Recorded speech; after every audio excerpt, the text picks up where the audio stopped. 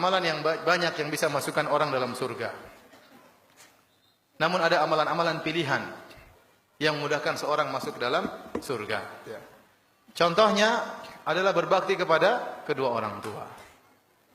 Kalau orang tua kita masih hidup, maka itu adalah jalan termudah untuk masuk surga. Rasulullah SAW tatkala didatangi oleh seorang sahabat kemudian berkata, "Ya Rasulullah, saya ingin berjihad, ingin berperang." Kata Rasulullah SAW, "Ahayyun walidak?" Apakah dua orang tuamu masih hidup? Bapak ibu masih hidup? Kata dia, "Masih ya Rasulullah." Kata Rasulullah SAW, "Maka berjihadlah dalam berbakti kepada kedua orang tuamu." Ini dalil bahwasanya berbakti kepada kedua orang tua termasuk jihad. Perlu perjuangan, perlu pengorbanan waktu, pengorbanan harta, tapi pahalanya luar biasa. Demikian juga ada seorang laki minta izin untuk berperang. Kata Nabi SAW, "Ahayyatun walidatuk?" Apakah ibu masih hidup? Kata dia, "Masih hidup ya Rasulullah." Kata Rasulullah SAW, "Lazimilah kaki ibumu, di situ surgamu." Di situ surgamu. Jadi kalau kita punya orang tua, dua orang masih hidup, itu dua pintu surga. Layani mereka, berkhidmat kepada mereka berdua, insya Allah kita mudah masuk surga. Sangat mudah. Makanya Muhammad Ibnul Munkadir pernah berkata, kata dia, "Saya semalaman mijit kaki ibuku. Sementara saudaraku sholat malam. Tapi kalau suruh tukeran pahala saya enggak mau." Kenapa? Karena mijit kaki ibu itu pahalanya besar. Ini secara umum baik bapak-bapak maupun ibu-ibu. Terkhususan kepada ibu-ibu, cara mudah untuk masuk surga, taat kepada suami.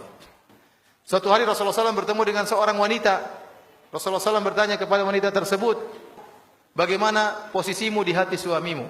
Sungguhnya suamimu itu adalah surgamu atau nerakamu?" Kalau seorang wanita taat kepada suaminya, insya Allah mudah masuk surga. Tapi kalau seorang istri selalu membangkang kepada suaminya, maka ini berbahaya bagi dirinya. Kemudian di antara pahala yang sangat besar, salat 5 waktu. Salat 5 waktu, jangan pernah ditinggalkan. Seorang salat 5 waktu adalah modalnya, modal terakhirnya. Kalau sampai ditinggalkan sekali, dia akan mudah meninggalkan yang lain. Kalau dia gampang-gampangkan dalam solat, yang lain juga dia akan gampang-gampangkan. Maka bagaimanapun kondisi, jangan pernah meninggalkan solat 5 waktu. Nabi bersabda tentang solat 2 rakaat sebelum subuh. Kata Nabi, 2 rakaat sebelum subuh lebih baik daripada dunia dan seisinya.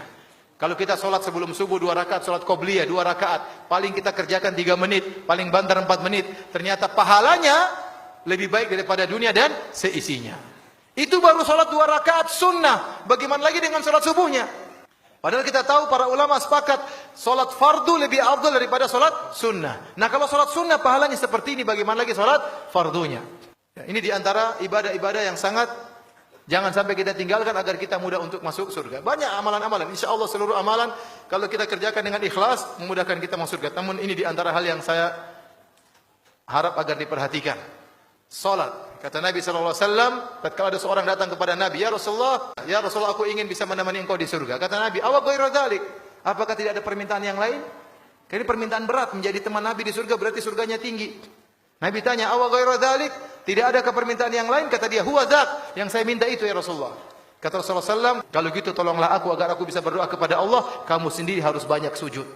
Kamu sendiri harus banyak sujud. Orang yang bahagia, orang banyak salat, banyak sujud. Kata Nabi SAW, tidaklah engkau sujud karena Allah, kecuali derajatmu akan dinaikkan dan akan dihapuskan dosa-dosamu. Semakin orang banyak sujud, dia semakin tinggi di sisi Allah. Meskipun mungkin orang lain merendahkan dia, tidak memandang dia, tapi dia sangat tinggi nilainya di sisi Allah Subhanahu wa ta'ala.